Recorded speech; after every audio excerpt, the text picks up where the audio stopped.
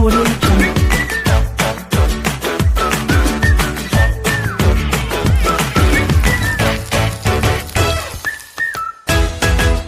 Audio Jungle.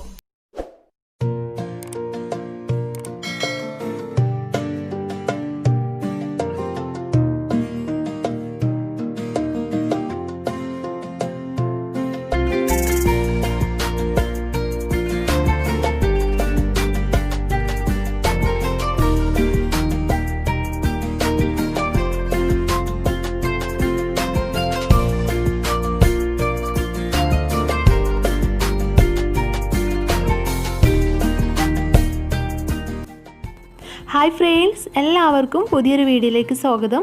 പിന്നെ വന്നിട്ടുള്ളത് ഈദ് വ്ളോഗായിട്ടാണ്. ഈദിൻ്റെ അന്നത്തെ വിശേഷങ്ങളാണ് ഞാൻ ഈ വ്ളോഗിൽ ഷെയർ ചെയ്യുന്നത്. അപ്പോൾ നമുക്ക് വീഡിയോയിലേക്ക് പോകാം. അപ്പോൾ ഇത്തവണ ഈദിന് ഉണ്ടാക്കുന്നത് ബീഫ് ബിരിയാണിയും പിന്നെ ചിക്കൻ ഫ്രൈയും ഇൻസ്റ്റൻറ്റ് ടോഫി പായസവുമാണ്. അപ്പോൾ തലേ ദിവസം തന്നെ ഞങ്ങൾ ബിരിയാണിയിലേക്കുള്ള ബീഫും ഫ്രൈ ചെയ്യാനുള്ള ചിക്കനൊക്കെ കഴുകി വൃത്തിയാക്കി വെച്ചിരുന്നു. അതുപോലെ തന്നെ ബിരിയാണിയിലേക്കുള്ള സവാളയൊക്കെ അരിഞ്ഞു വെച്ചിരുന്നു. ഇനി നമുക്ക് ഫ്രൈ ചെയ്യാനുള്ള ചിക്കൻ ഒന്ന് മാരിനേറ്റ് ചെയ്തെടുക്കാം.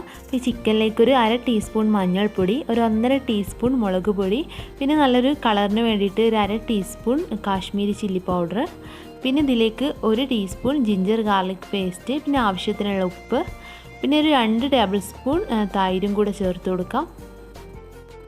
ഇനി ഇതിലേക്ക് 1 ടേബിൾ സ്പൂൺ കോൺഫ്ലവറും പിന്നെ 1.5 ടീസ്പൂൺ റെഡ് ചില്ലി ഫ്ലേക്സും കൂടി ചേർത്തിട്ട് ഇത് നല്ലപോലെ മിക്സ് ചെയ്ത് നന്നായിട്ടൊന്ന് ഈ ചിക്കനിൽ തേച്ച് പിടിപ്പിക്കണം.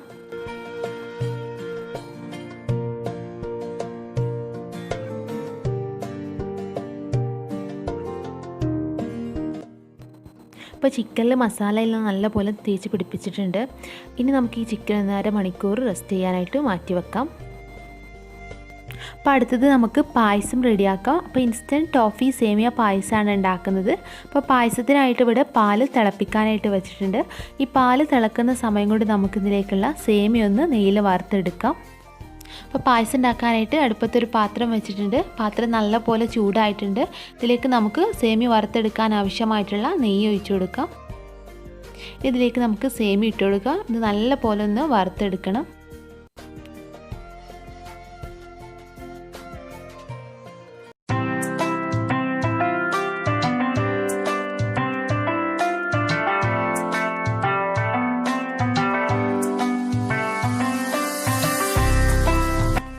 അപ്പോൾ സേമിയ നെയ്യിൽ നല്ലപോലെ വറുത്തെടുത്തിട്ടുണ്ട്.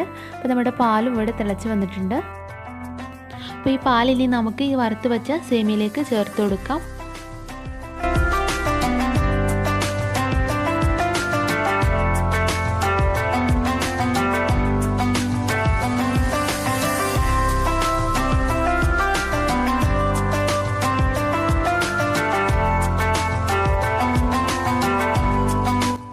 ഇനി ഈ പാലും സേമിയയും നന്നായിട്ടൊന്ന് മിക്സ് ചെയ്തെടുത്ത ശേഷം നമുക്ക് ഈ സേമിയ ഒന്ന് വേവിച്ചെടുക്കാം.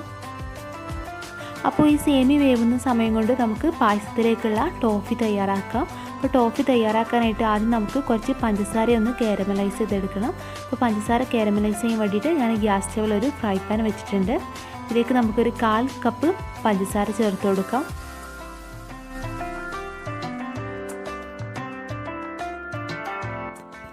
ഇതിലേക്കൊരു 2 ടേബിൾ സ്പൂൺ വെള്ളം കൂടിയും ചേർത്തിട്ട് ഈ പഞ്ചസാര മെൽറ്റ് ആവുന്നത് വരെ വെയിറ്റ് ചെയ്യാം. പഞ്ചസാര ലോ ഫ്ലെയിമിലിട്ട് വേണം നമ്മൾ കാരമലൈസ് ചെയ്തെടുക്കാൻ.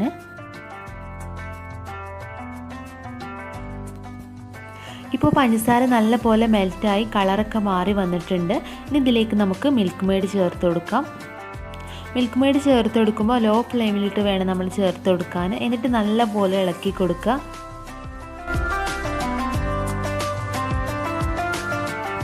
ഇനി ഇതിലേക്കൊരു 1/4 കപ്പ് വെള്ളം കൂടി ചേർത്തിട്ട് നന്നായിട്ട് മിക്സ് ചെയ്ത് നമുക്കിത് പായസത്തിലേക്ക് ചേർത്ത് കൊടുക്കാം.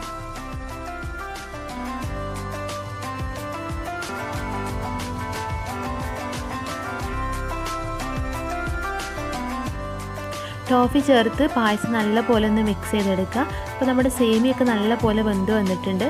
ഇതിലേക്ക് കുറച്ച് ഏലക്കാപ്പൊടി ചേർത്ത് കൊടുക്കാം. അപ്പോൾ അതിന് വേണ്ടിയിട്ട് നമുക്ക് കുറച്ച് ഏലക്ക പൊടിച്ചെടുക്കാം. അപ്പോൾ ഏലക്ക നല്ലപോലെ പൊടിഞ്ഞ് കിട്ടാൻ വേണ്ടിയിട്ട് ഏലക്ക പൊടിച്ചെടുക്കുമ്പോൾ കുറച്ച് പഞ്ചസാര കൂടി ചേർത്തിട്ട് പൊടിച്ചെടുത്താൽ നല്ല ഫൈനായിട്ട് നമുക്ക് ഏലക്ക പൊടിഞ്ഞ് കിട്ടും. അപ്പോൾ ഏലക്കയും പഞ്ചസാരയും നന്നായിട്ട് പൊടിച്ചെടുത്തിട്ടുണ്ട്. ഇനി ഇത് പായസത്തിലേക്ക് ചേർത്ത് നന്നായിട്ടൊന്ന് മിക്സ് ചെയ്തെടുക്കാം.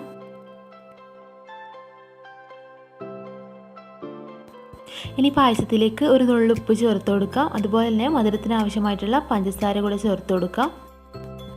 ഇനി ഇത് നല്ലപോലെ ഒന്ന് മിക്സ് ചെയ്തെടുക്കുക. അപ്പോൾ നമ്മുടെ പായസം ഇവിടെ റെഡി ആയിട്ടുണ്ട്. ഇനി ഈ പായസത്തിലേക്ക് കുറച്ച് അണ്ടിപ്പരിപ്പ് മുന്തിരി ഒന്ന് നെയ്യിൽ വറുത്തിട്ട് ചേർത്ത് കൊടുക്കാം.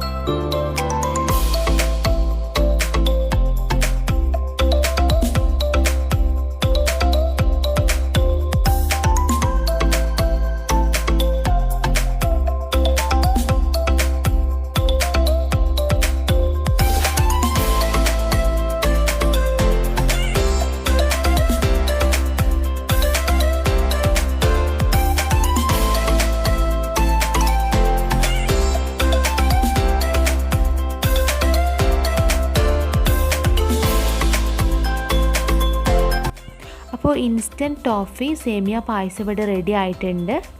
ഇനി ബിരിയാണിയിലേക്കുള്ള ബീഫ് വേവിക്കാനായിട്ട് കുക്കറിൽ വെക്കാണ്.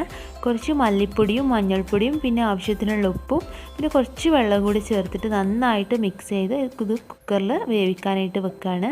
അപ്പോൾ ബിരിയാണിയുടെ റെസിപ്പി ഞാൻ ഡീറ്റെയിൽ ആയിട്ട് കാണിക്കുന്നില്ല.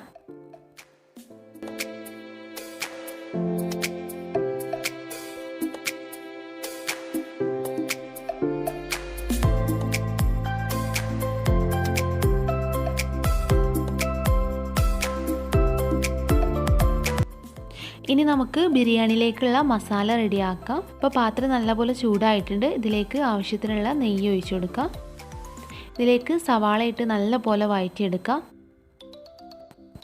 സവാള പെട്ടെന്ന് വാടി കിട്ടാനായിട്ട് ഇതിലേക്ക് കുറച്ച് ഉപ്പ് ചേർത്ത് കൊടുക്കാം.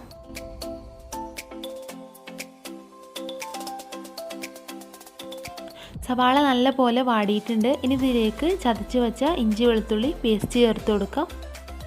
അതുപോലെ ചെറുതായിട്ട് അരിഞ്ഞ പച്ചമുളകും ചേർത്ത് കൊടുക്കാം. എന്നിട്ട് നല്ലപോലെ വഴറ്റിയെടുക്കുക.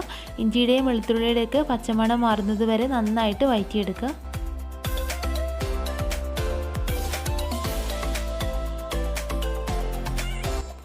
ഇനി ഇതിലേക്ക് ചെറുതായിട്ട് അരിഞ്ഞു വെച്ച തക്കാളി ചേർത്തിട്ട് നന്നായിട്ടൊന്ന് മിക്സ് ചെയ്ത് ഇത് നല്ലപോലെ വഴറ്റിയെടുക്കാം.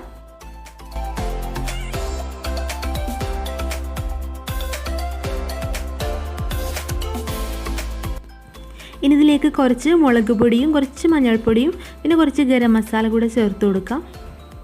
അപ്പോൾ ബീഫ് വേവിക്കുന്ന സമയത്ത് കുറച്ച് മല്ലിപ്പൊടിയും പിന്നെ മുളക് പൊടിയും മഞ്ഞൾപ്പൊടിയും കിട്ടുന്നതുകൊണ്ട് തന്നെ ഇതിലേക്ക് കുറച്ച് മാത്രമേ പൊടികൾ ചേർത്ത് കൊടുക്കുന്നുള്ളൂ. ഇനി ഇതിലേക്ക് ചെറുതായിട്ട് അരിഞ്ഞു വെച്ച മല്ലിയിലയും പുതിനയിലയും ചേർത്ത് കൊടുക്കാം. എന്നിട്ട് ഇത് നല്ലപോലെ മിക്സ് ചെയ്ത് അടച്ച് വെച്ചിട്ട് ചെറിയ തീയിലിട്ടൊന്ന് വേവിച്ചെടുക്കാം.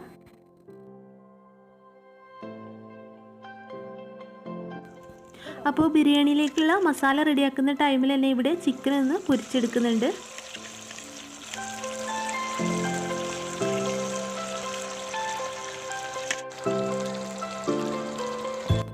അപ്പോൾ ബീഫ് ഇവിടെ വെന്തിട്ടുണ്ട്. ഇത് നമുക്ക് ഈ മസാലയിലേക്ക് ചേർത്ത് കൊടുക്കാം.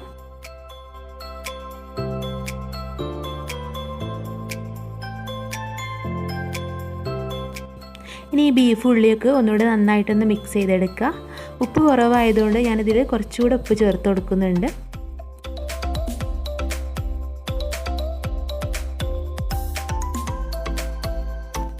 ഇതിലേക്ക് കുറച്ച് തൈര് കൂടെ ചേർത്തിട്ട് നമുക്കിത് നന്നായിട്ട് മിക്സ് ചെയ്തെടുക്കാം.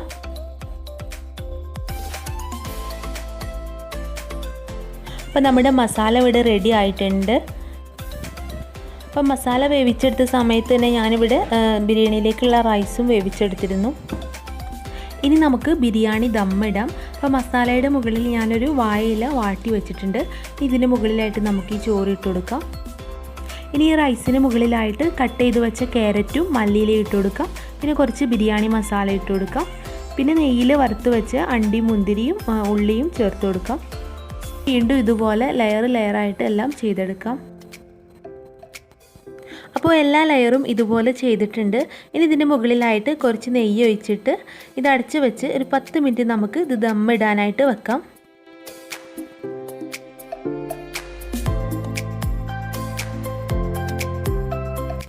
അപ്പോൾ ബിരിയാണി ദം ചെയ്തു.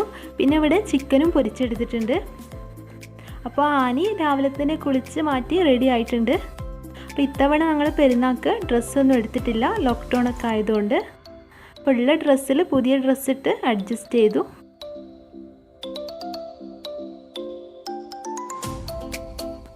ഹാനി നല്ല ഹാപ്പിയാണ്, അവനെല്ലാവർക്കും മിഠായിയൊക്കെ കൊടുക്കുകയാണ്.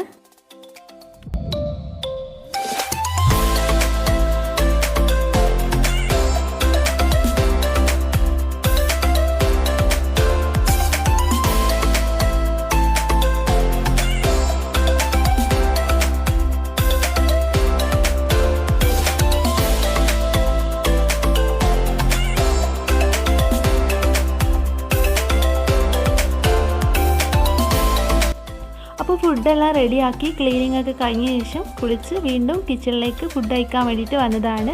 അപ്പോൾ നമ്മുടെ ബിരിയാണി തുറന്ന് നോക്കാം. അപ്പോൾ അടുപ്പ് തുറന്നപ്പോൾ തന്നെ നല്ലൊരു മണമൊക്കെ വരുന്നുണ്ട്. ഇനി നമുക്ക് ഈ ബിരിയാണി മിക്സ് ചെയ്ത് വേറൊരു പാത്രത്തിലേക്ക് വിളമ്പാം.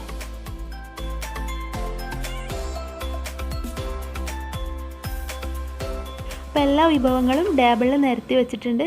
ഇനി ഞങ്ങൾ എല്ലാവരും കൂടെ ഫുഡ് കഴിക്കുകയാണ്.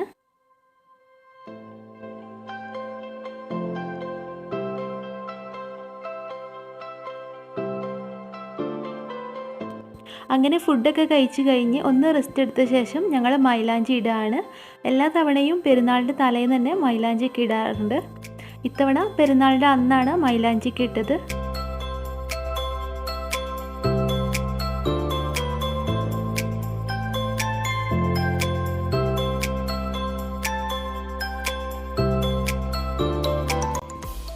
അപ്പോൾ മൈലാഞ്ചിക്ക് ഇട്ട് കഴിഞ്ഞ് പിന്നെ കുറച്ച് ടൈം കഴിഞ്ഞപ്പോൾ ഞങ്ങൾ എൻ്റെ വീട്ടിലേക്കും എൻ്റെ അനിയത്തിയുടെ വീട്ടിലേക്കായിട്ട് പോവുകയാണ്. അപ്പോൾ എല്ലാ തവണയും പോകുന്ന വഴിയിലൂടെ അല്ല ഇത്തവണ പോകുന്നത്. ഞങ്ങളുടെ വീടിൻ്റെ അടുത്ത പ്രദേശമായ കൊളായി എന്ന സ്ഥലത്ത് കൂടെയാണ് പോകുന്നത്. അപ്പോൾ നല്ല കാണാൻ ഭംഗിയുള്ളൊരു പ്രദേശമാണ് കേട്ടോ.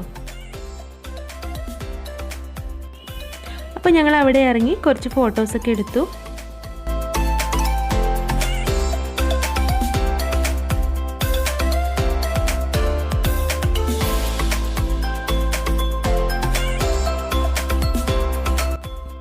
അപ്പോൾ അവിടെയുള്ളൊരു വിദ്യാഭ്യാസ സ്ഥാപനത്തിൻ്റെ കവാടമാണിത്. അപ്പോൾ കവാടത്തിൻ്റെ ഭംഗി കണ്ടപ്പോൾ ഞാൻ ജസ്റ്റ് ഒന്ന് വീഡിയോ എടുത്തതാണ്.